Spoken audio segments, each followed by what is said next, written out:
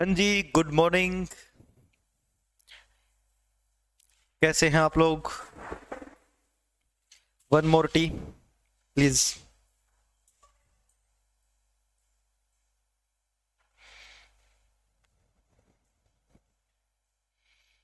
फटाफट कमेंट करके बताओ, जो लोग भी लाइव हैं, जितने लोग भी लाइव हैं कमेंट करके बताइए।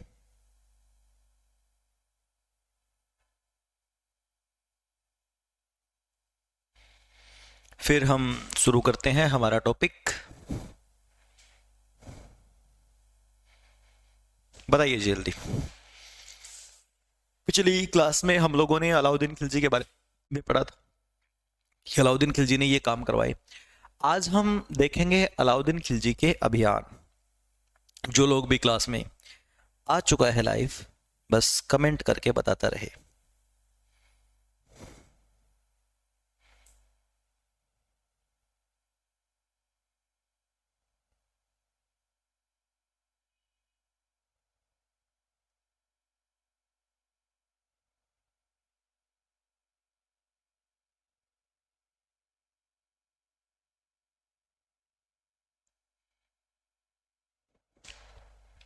ओके जी, ओके ओके, सब आ चुके हैं। Copy pen ready? लिखो रेडी। कॉपी पेन बिल्कुल अभी स्टार्ट हुई है, अभी तो की भी नहीं है। कॉपी पेन रेडी है तो ये भी लिखो। बिना कॉपी पेन के कोई फायदा नहीं है पढ़ने का।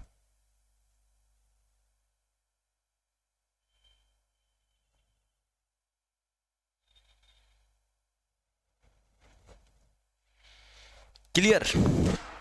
चलिए जी, फिर आज हम देखेंगे अलाउद्दीन खिलजी के अभियान।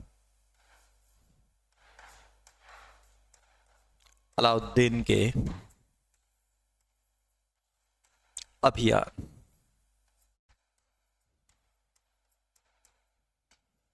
देखिए जी,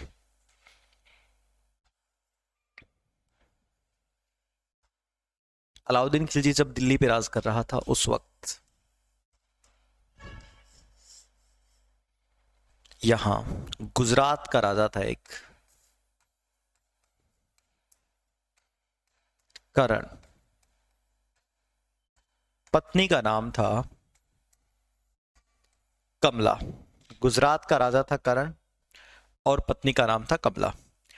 अलाउद्दीन खिलजी का पहला अभियान निकलता है गुजरात का। गुजरात अभियान पे अपने सेनापति को भेजता है। गुजरात अभियान, गुजरात कैंपेन पे गया 1297 से लेके 99 तक।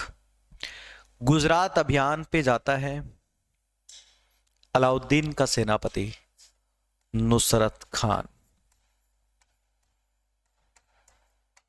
नुसरत खान ने जाकर के गुजरात पे अटैक कर दिया। अब गुजरात का राजा छुप करके भाग गया, करण जो है देवगिरी। तब यहां से नुसरत खान ने गुजरात से धन लूटा और वहां की रानी कमला को साथ ले आया। वहां का धन और कमला को साथ ले आया। रास्ते में मेला लगा हुआ था। उस मेले में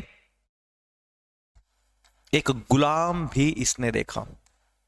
मेले में से खरीदा एक गुलाम को, जिस गुलाम के ऊपर इसने पैसा लगाया 1000 दिनार। इस गुलाम का नाम पड़ा हजार दिनारी।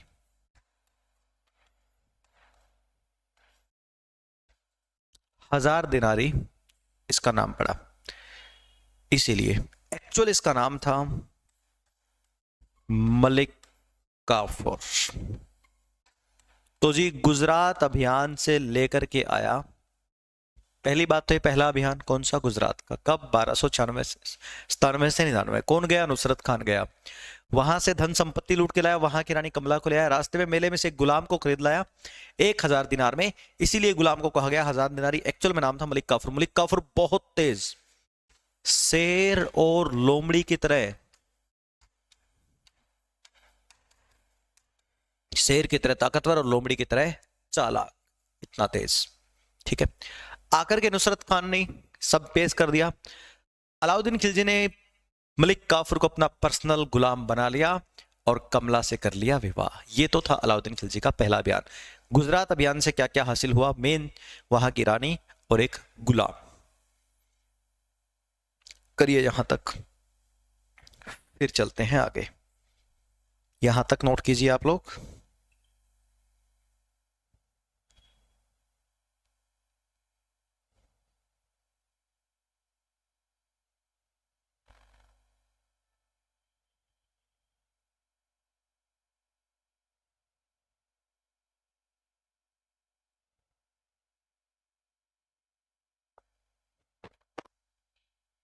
हिस्ट्री का सिलेबस दीपिका जी हो जाएगा। अभी क्लास नंबर कौन सी है ये आपकी?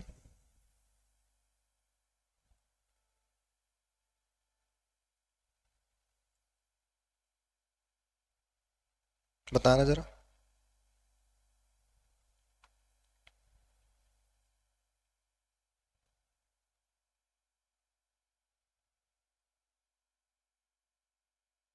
क्लास नंबर उस हिसाब से मैं आपको बता पाऊंगा। अभी मेडिवल है पूरी और मॉडर्न।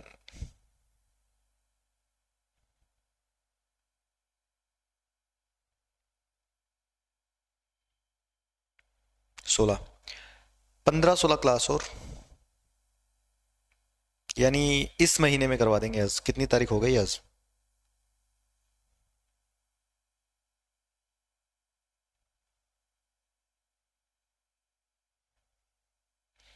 इस महीने में सिलेबस पूरा। ठीक है, चलिए, ये हुआ जी अलाउद्दीन खिलजी का पहला अभियान। अब सुनिए दूसरा अभियान। दूसरे अभियान के लिए आप लोगों को बड़ी बारीकी से समझनी पड़ेंगी चीजें।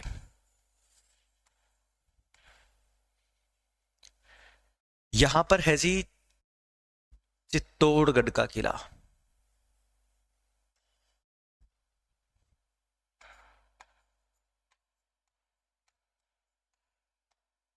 चित्तौड़गढ़, चित्तौड़गढ़ के राजा थे रावल रतन सिंह। पत्नी का नाम रानी पद्मिनी। रानी पद्मिनी बेहद खूबसूरत थी। रावल रतन सिंह के घर पे गुरु हुआ करते थे इसके, राघव चेतन। गुरु थे, बहुत बड़े राजनीतिज्ञ थे। रावल रतन सिंह जब सिंहासन पर बैठे 302 में बैठे थे, 1302 में, सॉरी 1301 में, 1303 तक रहे थे बस। सिंहासन पर जब बैठे तो उस समय सारा काम राघव चेतन ही देखते थे। बहुत रिस्पेक्ट थी राघव चेतन की। रावल रतन सिंह की जो पत्नी है पद्मिनी, वो इतनी खूबसूरत थी कि पूरा चित्तौड़ चाहता था कि बस एक बार शकल देख ले। वो इतनी खूबसूरत कि जिन्होंने लिखा है इसके बारे में 20-20 पेज पे बालों की तारीफ कर रखी। इतनी खूबसूरत रानी थी। रानी इतनी खूबसूरत थी कि राघव चेतन जो बुजुर्ग आदमी है ये भी सीरियस हो गया, ये भी चेहरा देखना चाहता था। और एक बार ऐसा ही हुआ। ये चेहरा देखने के लिए प्लानिंग करता है, आधी रात को संगीत बजाता है। संगीतकार भी था बहुत अच्छा। चांदनी रात थी, इसको लगा मैं संगीत बजाऊंगा और वो मधुर आवाज सुन करके बाहर आएगी, मैं चेहरा देख लूंगा।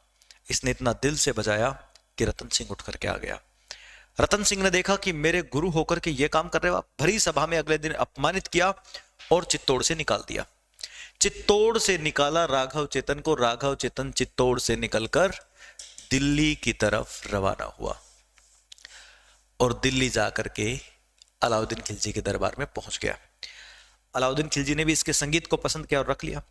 तो राघव चेतन वहां जाकर के बात समझा कि अलाउद्दीन खिलजी कैसा बंदा है, जिसको पसंद कर ले, जो कसम खा ले उसे हासिल करके रहेगा।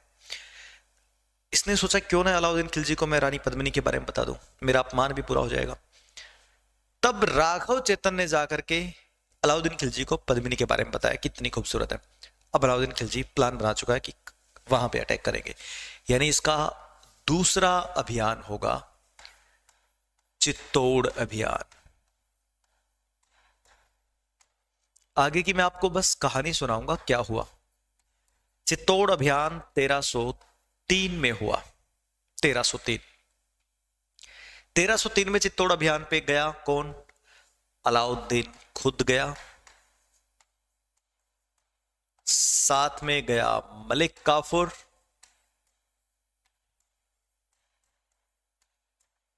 और पूरी की पूरी फौज आर्मी लेकर पहुंच गई, चित्तौड़ पे अटैक कर दिया।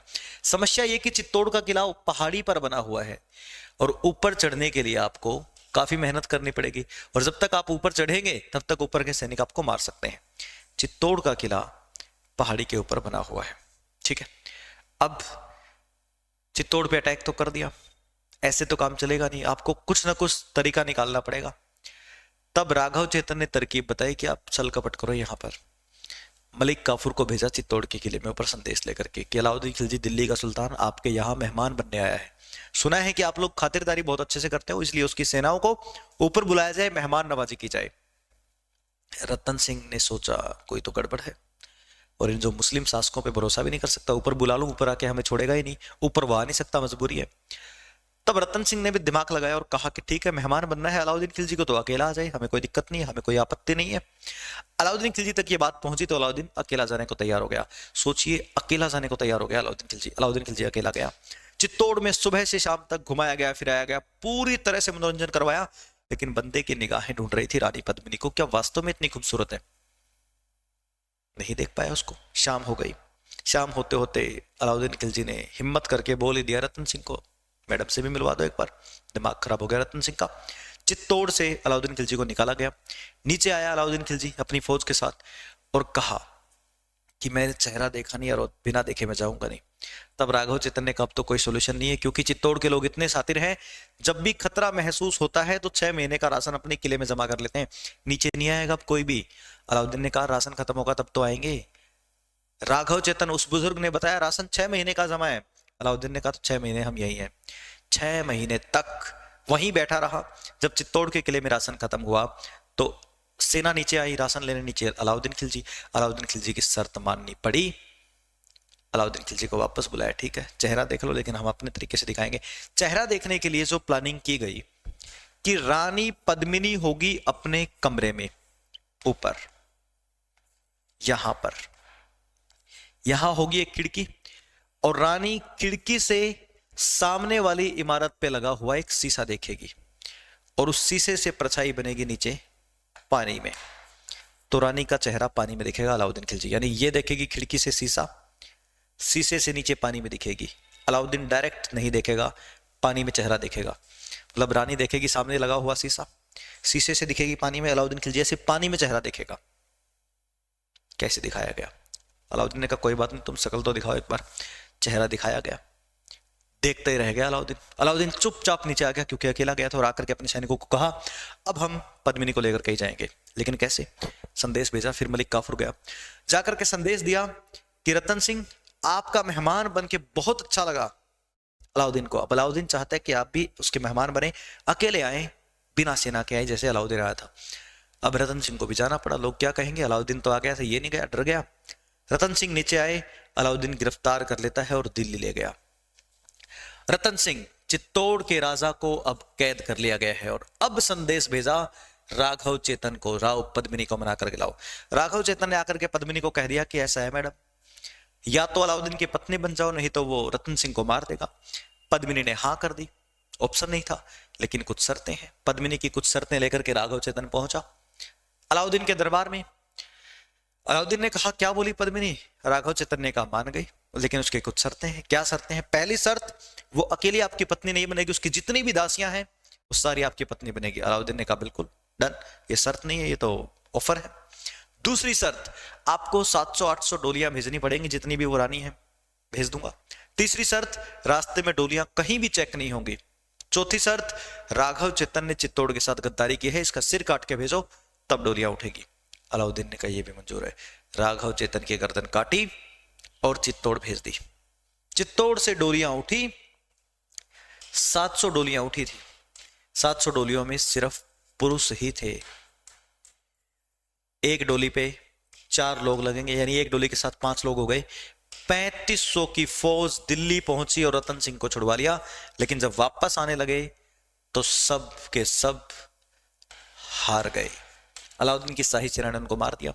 तब वापस अलाउद्दीन चित्तौड़ पे अटैक करता है। तब तक रानी पद्मिनी अपनी दासियों को लेकर के आग में कूद गई थी। उसने दिखाया जौहर।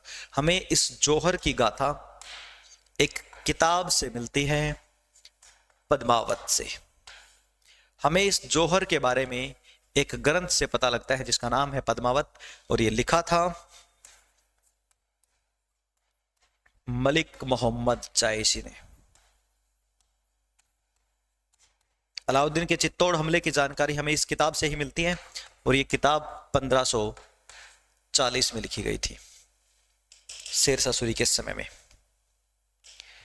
1540 में लिखी थी मलिक मोहम्मद जायसी ने। बाद में लिखी हुई इस किताब से हमें जानकारी मिलती है। किताब 1540 में लिखी गई, लेकिन इसमें जानकारी जो है वो 1303 की है, अलाउद्दीन के समय की। किताब अलाउद्दीन के समय में नहीं लिखी गई है, घटना अलाउद्दीन के समय की है। ये था अलाउद्दीन का दूसरा अभियान, चित्तौड़ अभियान। कर लो नोट फटाफट।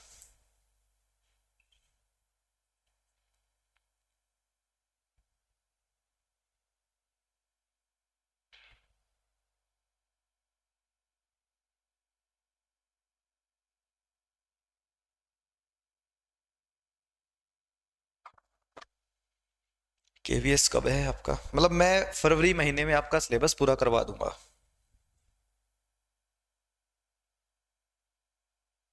ठीक है।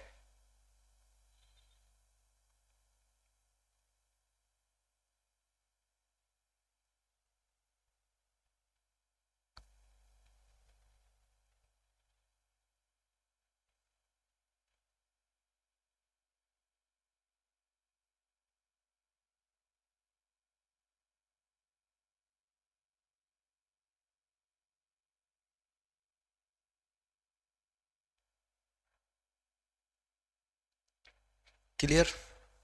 हाँ हाँ, करो नोट करो, बिल्कुल बिल्कुल, कोई दिक्कत नहीं है, करिए नोट।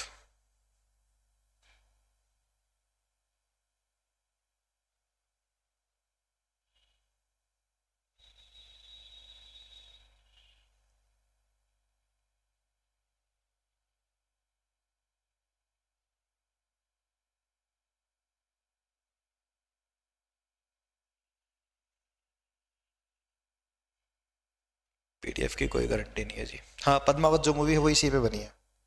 ठीक है।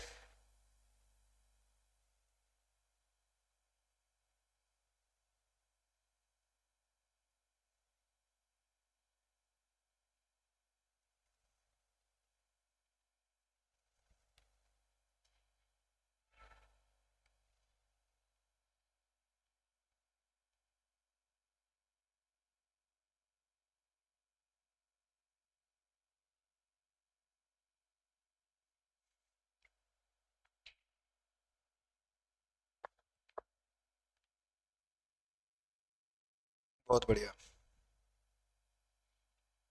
उनकी वीडियोस है जी इस पे, जो क्लासेस रह गई पीछे वीडियोस हैं, आप देखिएगा, रिकॉर्डिंग है।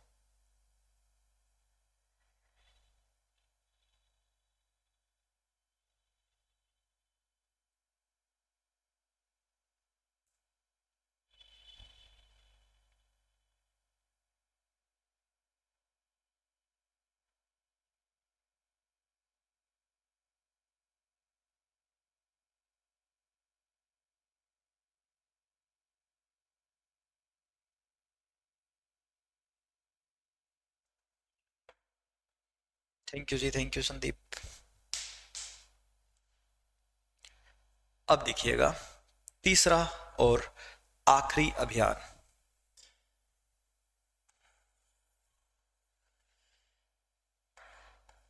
1308 से लेके 1311 के बीच।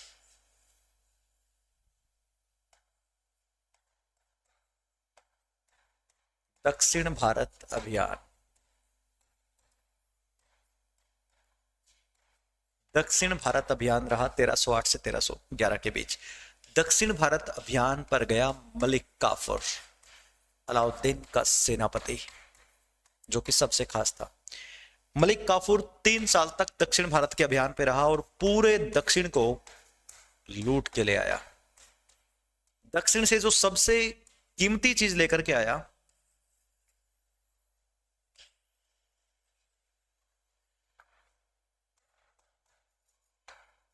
तेलंगाना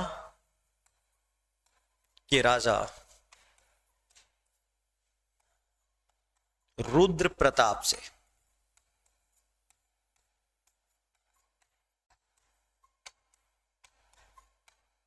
कोहिनूर लेकर आया जी। तेलंगाना के राजा रुद्र प्रताप से कोहिनूर लेकर के आया मलिक काफूर, और आकर के अलाउद्दीन को दे दिया। तब अलाउद्दीन ने कहा था अपने आप को दूसरा सिकंदर। ठीक है, फाइनली अलाउद्दीन की 1316 में मृत्यु हो जाती है। 1316 में अलाउद्दीन खिलजी की मृत्यु हो जाती है। ठीक है, ध्यान दें, दक्षिण भारत अभियान पे कौन गया था? मलिक काफूर। कब गया? 1308। वापस आया 1311 में। खास बात, वहां से लाया कोहिनूर। दक्षिण भारत से कोहिनूर को लाया था मलिक काफूर। लाया कहां से? तेलंगाना। तेलंगाना के किस राजा से? रुद्र प्रताप से। और आकर के अलाउद्दीन खिलजी को दे दिया था। 1316 में अलाउद्दीन खिलजी की डेथ हो गई। उसके बाद अगला शासक बनने के ख्वाब तो देख रहा था मलिक काफूर, लेकिन अलाउद्दीन का बड़ा बेटा गद्दी पर बैठेगा। यहां तक नोट कीजिए आप लोग।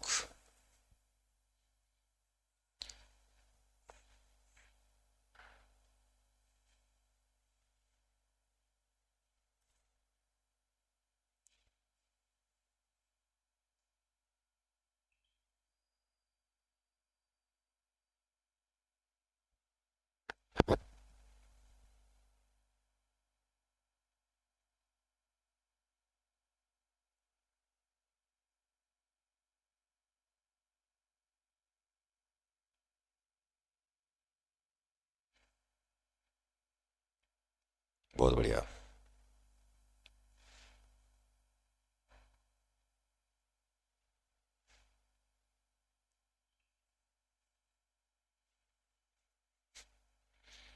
कीजिए बिल्कुल।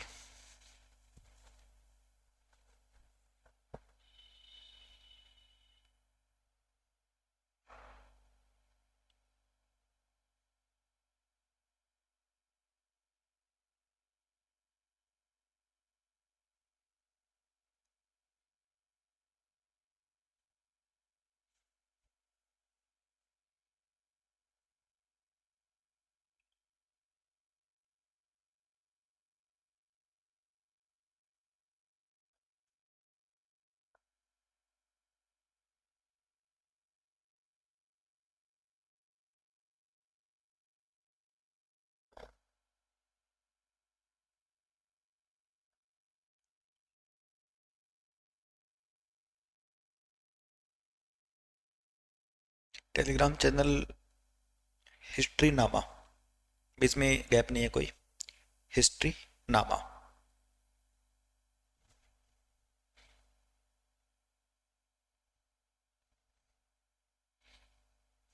बाकी सब जो है विजय शर्मा हिस्ट्री के नाम से है। फेसबुक, इंस्टा, यूट्यूब, सब कुछ।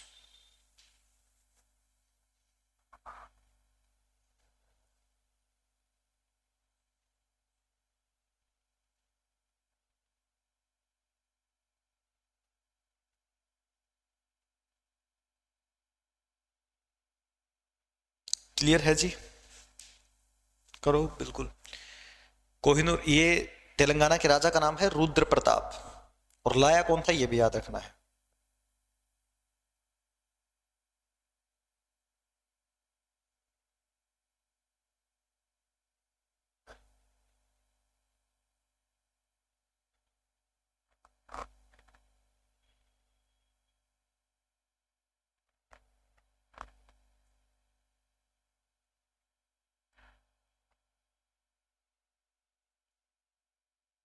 ठीक है जी, कर लिया है।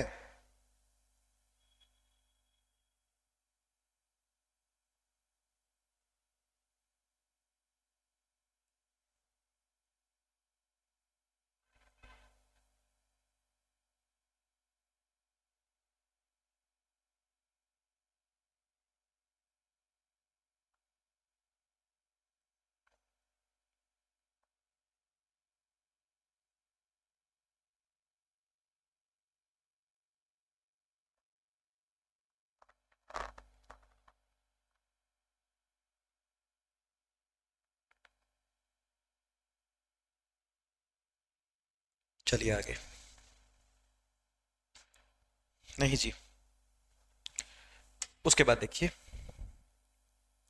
अलाउद्दीन के बाद अगला शासक बनता है अलाउद्दीन का बेटा मुबारक खिलजी।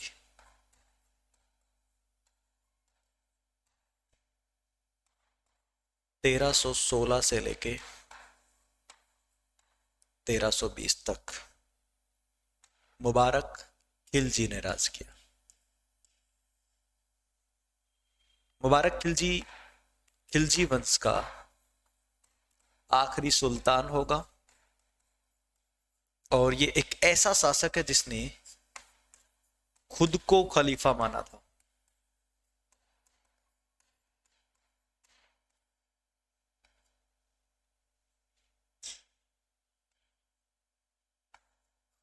खुद को खलीफा मानने वाला सुल्तान कौन था? मुबारक खिलजी। खुद को ही खलीफा, धार्मिक गुरु मान लिया था। इसके दो सेनापति थे, एक का नाम है खुसरो शाह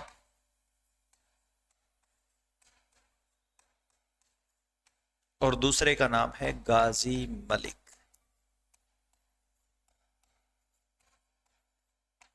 खुसरो शाह को लगता है कि मैं ही राजा बन सकता हूं। खुसरो शाह ने मुबारक खिलजी की हत्या कर दी। खुसरो शाह ने हत्या कर दी और खुद राजा बनने के चक्कर में खुसरो शाह, लेकिन गाजी मलिक ने इसकी हत्या कर दी। दो सेनापति थे। खुसरो शाह को लगा मैं मार दूंगा इसको, गद्दी पे बैठ जाऊंगा। खुसरो शाह इसको मार के गद्दी पे बैठने वाला था कि गाजी मलिक दूसरे सेनापति ने इसकी हत्या कर दी। अब गद्दी पे बैठना था खुसरो, गद्दी पे बैठेगा गाजी, अगला शासक, अगला सुल्तान गाजी। ध्यान दें, ये गाजी मलिक एक नए दौर को शुरू कर देगा 1320 में, तुगलक वंश।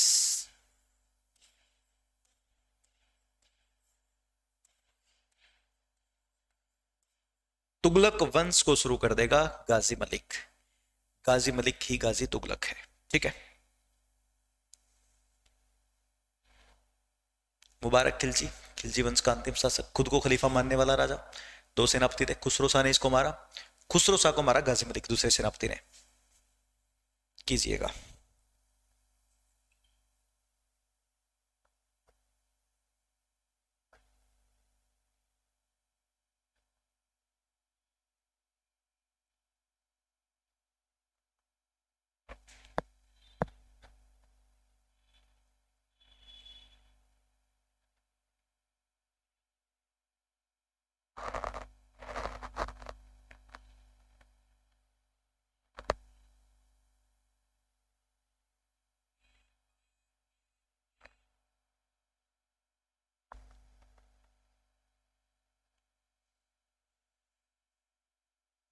हाँ, करो करो, समझ में आ गई ना बात सारी?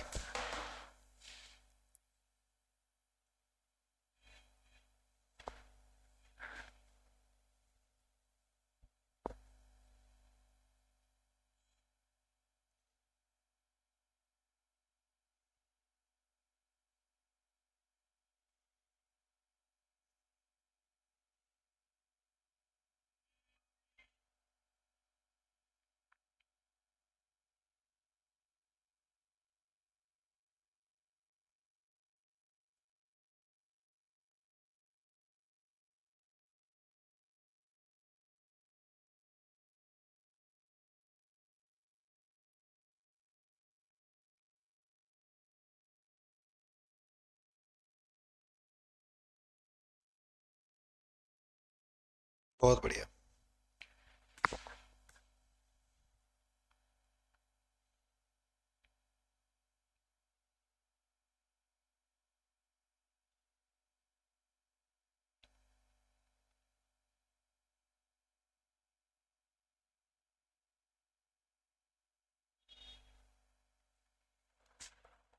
क्लियर?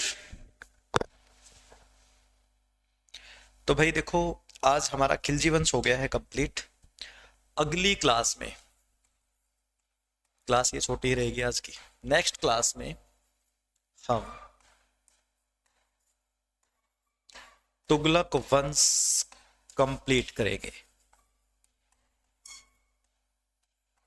तुगलक वंश कंप्लीट होगा जी हमारा, ठीक है, चाहे उसमें 1.5 घंटा लगे, हमें कोई दिक्कत नहीं है। तो आज के लिए इतना ही काफ़ी है।